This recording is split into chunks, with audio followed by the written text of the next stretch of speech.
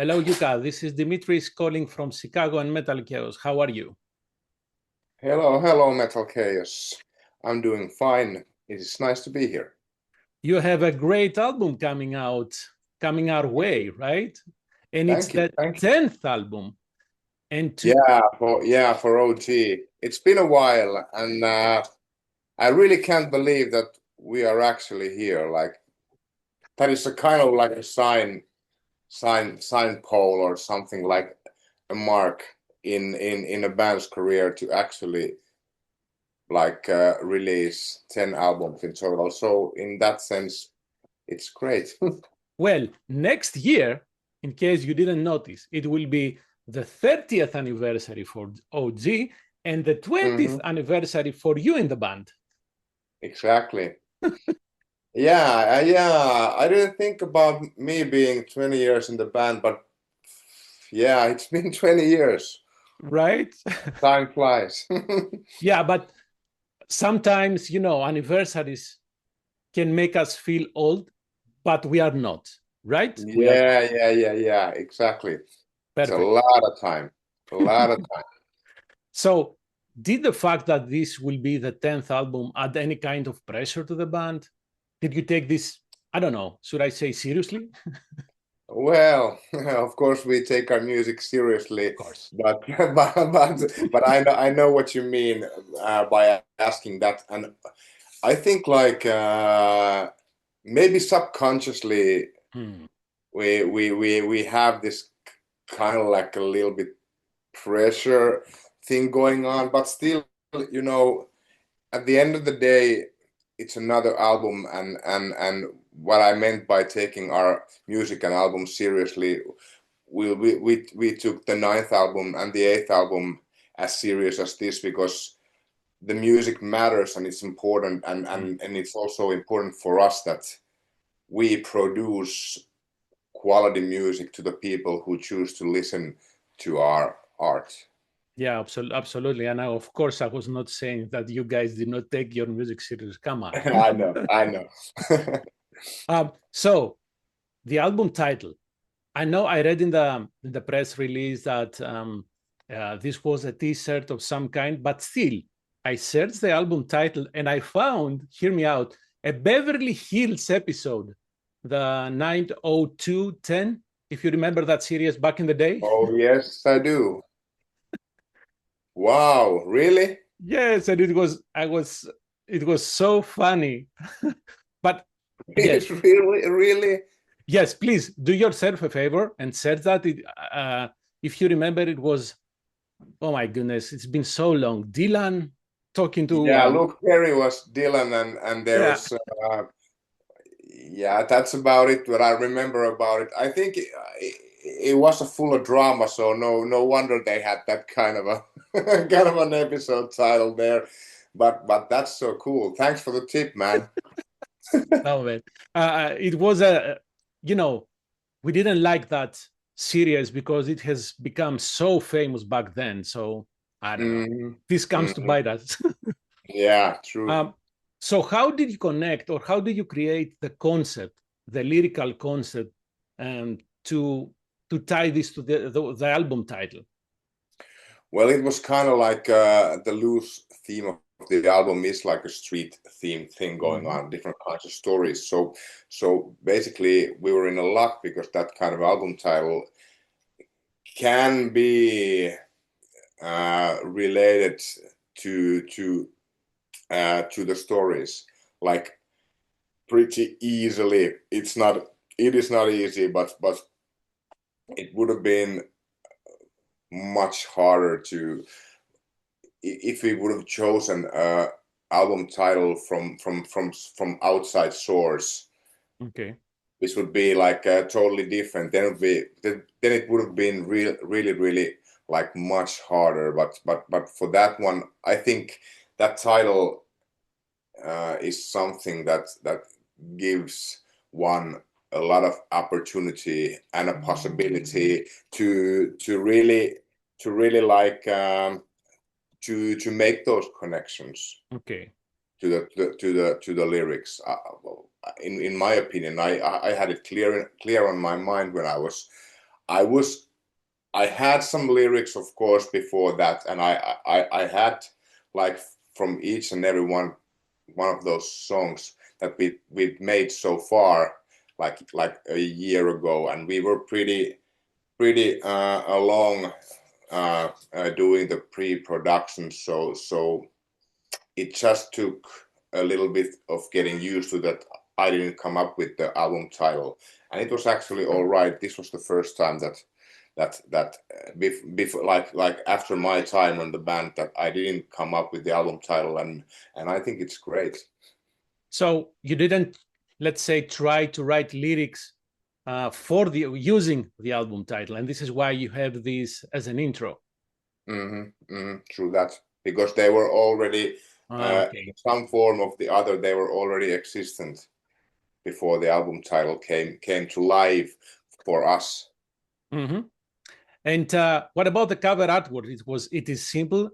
Of course it has this graffiti street art feeling. So how do you connect what we see in the cover artwork and the lyrics? Well, that's exactly it. We made it. Well, I wasn't super involved in the whole creative process of the album cover art and the and the sheet art, but like a street theme is a wide theme, and it's a different stories with different main characters, if you can say it like that. So that's why we made something that is really easy to recognize as that this has something to do with streets, and of course graffitis and a wall, like with that kind of like, it can be relatable, I think, around the world. Yeah. And I think it connects directly to the song, to the lyrics of the song, The Darkest City, right? Yeah, true that. Yep. Because there you say, the streets will force you to learn how to be and not to be. True that. So that's a survival thing going on. Right. So in your mind, what are those streets? Is this the actual streets, living outside and dealing with other people? How do you interpret the streets? What are those? Well, of course, the upper layer is actually those streets, and those, like, we live, like, no matter, like, if we have what kind of situation we have in life, we go about our day, and we walk those streets no matter where we live, but the layers underneath that, it is really relatable to those symbolic streets that you walk in your own mind and in your own heart and in your own life, with all those challenges that you meet. The further you go, and you come to understand that it's the basically, well, this is a cliche, but basically the direction isn't always, like, the certain direction isn't always the main thing, but it's like seeing something that is like basically the darkest city, that you see like a wider perspective of things. And then you can really understand that those like hardships are also as much as important part as are all the celebrations and the joy that comes up to you.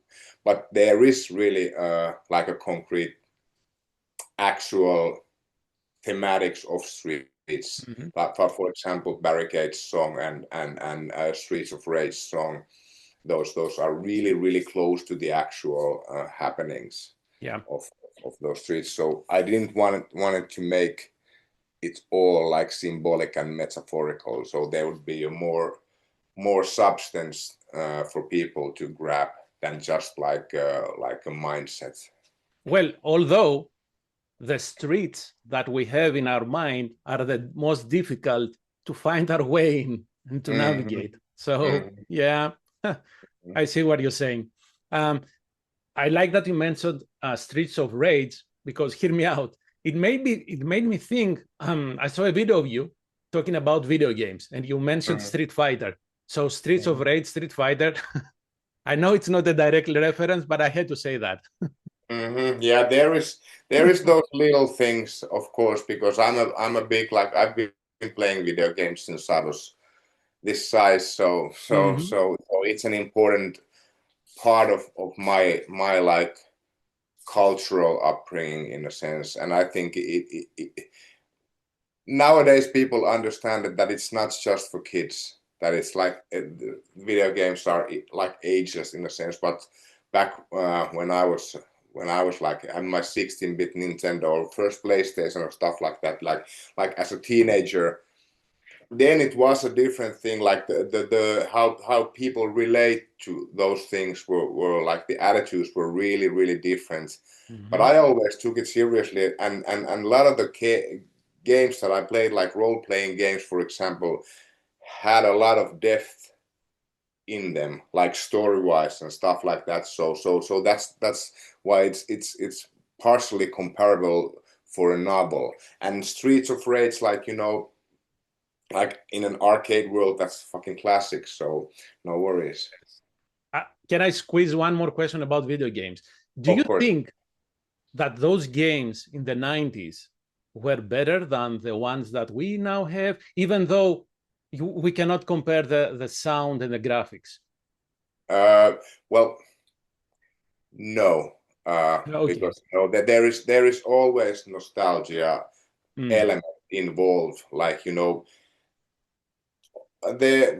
there could be something more maybe a little bit more innocent and a little bit more. It's a different. The variety was smaller and stuff like that, so they really had to push it. But I would say, like, modern games, they also do really have their, like, really good sides. There's a lot of good quality video game material produced, like, day by day, and because of the competition being more aggressive compared back to the day, that also pushes the modern developers to push there and have new ideas and have wider perspectives. So that's why this particular question is really hard and really cannot be answered, in my opinion, just yes or no. Yeah, Because of they course. both have a really good things, and also the minus sides in both back in the 90s and nowadays. So Yeah, it is a really good and really hard question to it answer. is. But at the same time, it's also about nostalgia. And we have that when you are over 40, mid 40s, whatever, you kind of have this nostalgia. Speaking of nostalgia, in the music of the new album, there is some nostalgia there. Maybe it's the keyboards. There is something that, takes my mind back in the day. I don't know. Is it just me? Yeah, you're like kind of you're onto something there, because there is, like, one of the interviews that I did like a couple of days ago. I don't remember which sign or which media was it, but that guy said that, despite of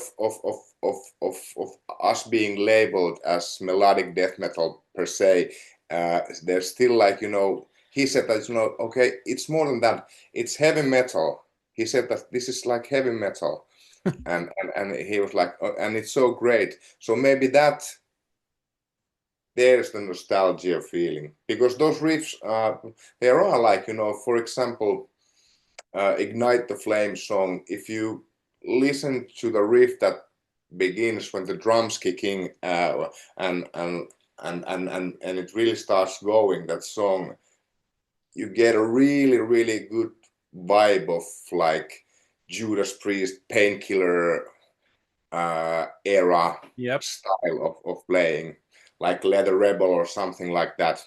Not like this and that, but still there is that kind of vibe is there. Well, labels, melodeath, heavy metal, it's all metal. So True. Who cares? Exactly. So you recorded the vocals in Solna Sounds production studio with Simon Johansson. So this was the first time you did that in that studio? Yeah, for sure. It was the first time actually that we used any kind of like a vocal producer. So Björn from Soilwork, both of those guys are from Soilworks. Simon and Björn, and Simon is I think he's a participant in the Solna Sound Studios, or partially owner, or well, at least like really heavily involved in that studio. So I was really excited and really nervous when we were talking about this possibility, but then and maybe a little bit afraid because, for example, Björn is just such a cool vocalist, and such a wide range of vocals that he can do. So that made me a little bit nervous, but it was great because we had a really nice chemistry going on, and he had a lot of good, like, little bit of detailed ideas here and there, because I was kind of like 98% ready with everything when we entered Solna Sound, but still he had like such great details and ideas that how about instead of that we do this and that kind of thing going on. So I think everything was perfect, and Simon was, we had like 6 days. Okay. 6 days to record the vocals, and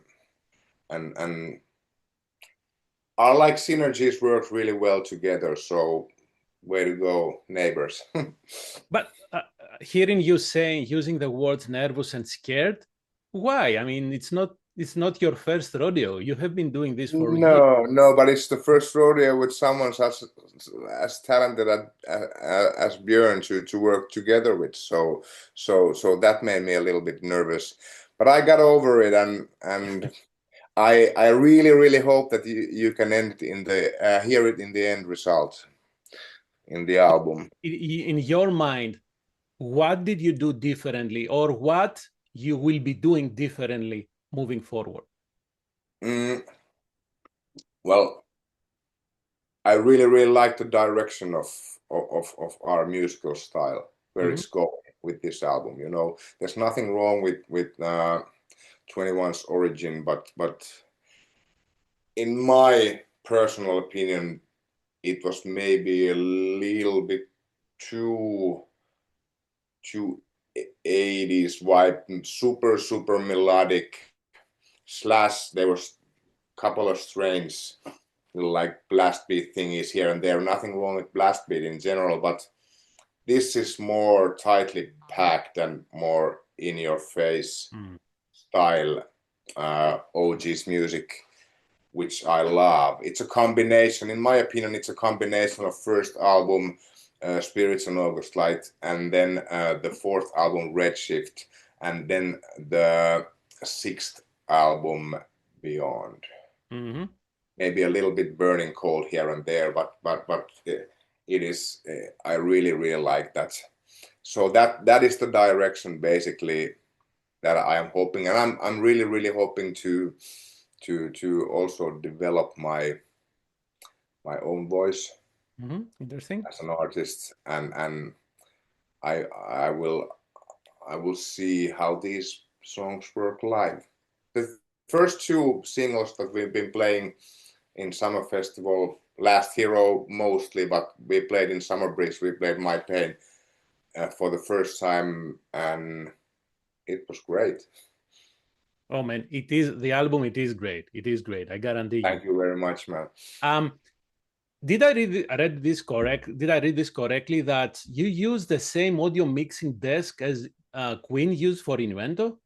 Yes, that's actually what Solna Sound uses at the moment at their studio. So this is a little advertisement for them. If you want to have some Queen Innuendo magic in your music and in your recordings, then get in contact with Simon Johansson and it will happen. So actually it is the same mixing console that they used back in when it was released, 1989, 1990 or 1991, I'm not sure, Innuendo. So did you get some Freddie Mercury magic in your voice? Wow. it's just amazing. But because there's a singer. Yes, absolutely, absolutely. So back to the Dark City, I wanted to ask you how the song ends. It's kind of, you don't expect that. You have this great riff, this great groove, and then it switches at the end. What happened there? Well, it was kind of like this groovy little thing that the downwards department, basically drums and bass.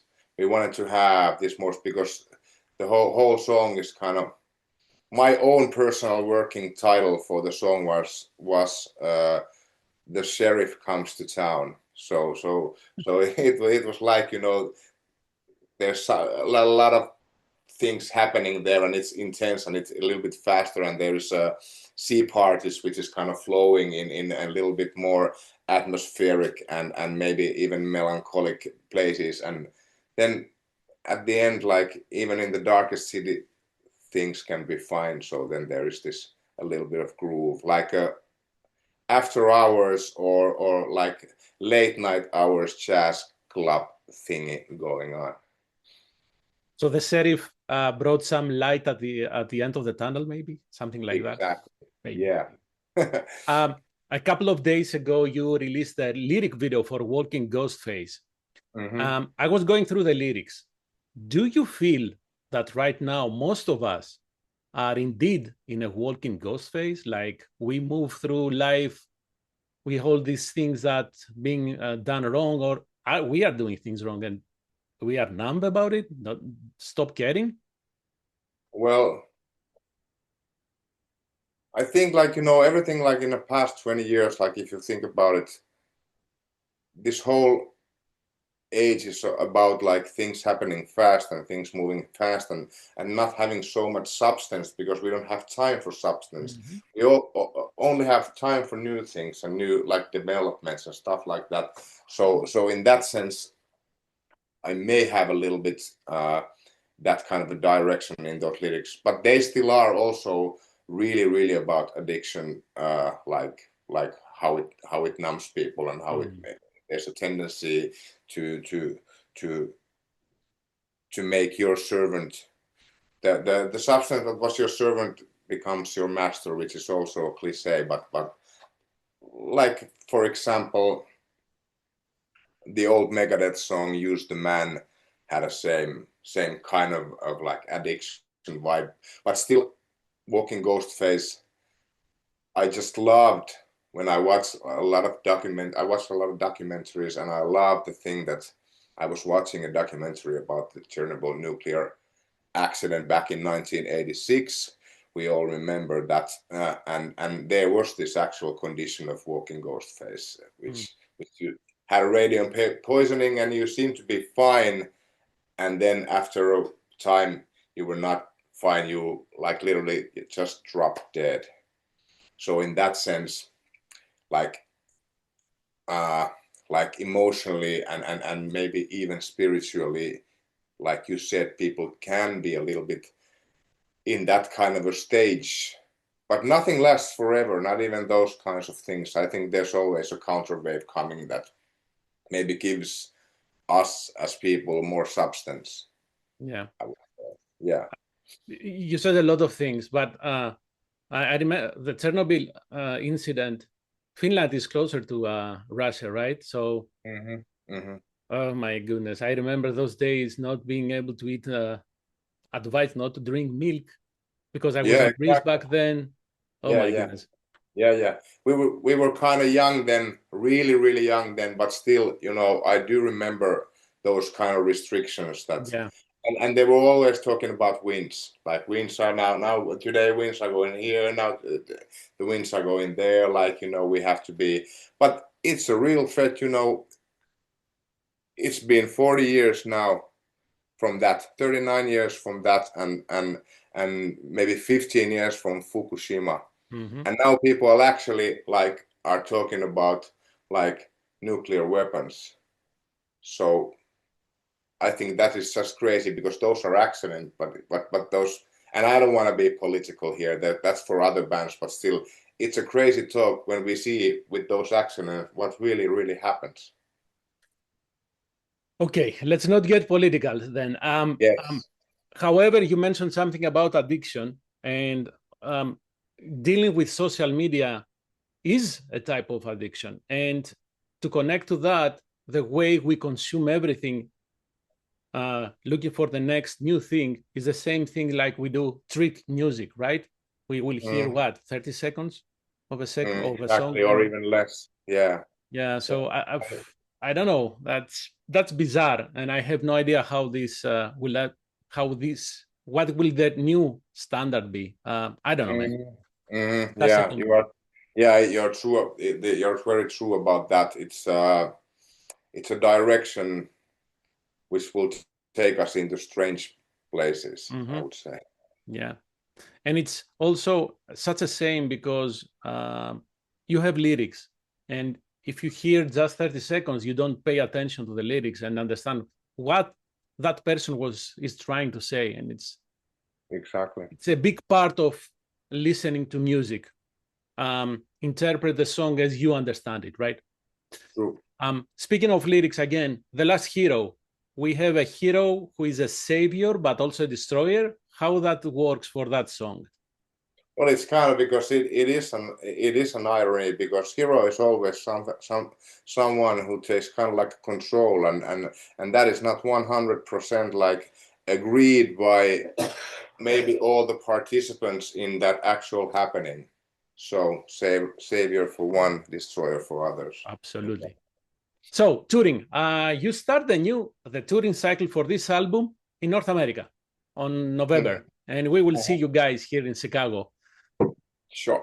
Absolutely. How many songs are you planning to play live from the new album? Well, at least 4. At least that means you At least may 4 or add 5 more. songs. Yeah, I hope so. I would play the whole album, but of course we're gonna play other songs for sure. And it's only 40 plus minutes, the album. I think as much as possible. I think we will try to rehearse like each and every one song, and maybe a little bit like rotate it from city to city. But there's gonna be all the single songs, of course, and a couple of more. Because honestly, if it were up to me, I would love to hear the entire album, the entire new album in its entirety. It will be awesome because you have it. It's relatively recent for you guys. You have to play it live. But at any rate, so next you have some 2 dates in Finland that will take you the beginning of 2026. Do you know how the rest of 2026, or at least the beginning of 2026, looks for you? As far yeah, gonna be, after the Finnish shows, there's gonna be European tour, which ends in April when we play 5 shows in Spain. And there's a little pause between the European tour and the Spanish shows that come after that, maybe like a half a month or something. Then we're gonna do as much as summer festivals as possible, of course. So basically, for the autumn and winter of 26, there's gonna be touring, I would say, but nothing that can be released or said just yet, because those negotiations are just beginning and just started. So I was trying to read your mind whether OG will return to North America, but I don't know. Would be cool. We just had our new working visas, which are for 3 years. So we have a possibility to come back many times. And I think, like, I love touring everywhere, but North America.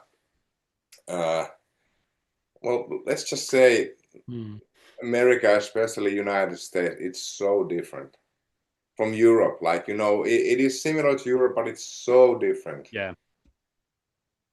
So that's kind of like cool for us in a sense. And we've toured many times in North America, and it is hard because distances are so long, but it's totally worth it. Great crowds, man. Great subculture, underground culture of metal.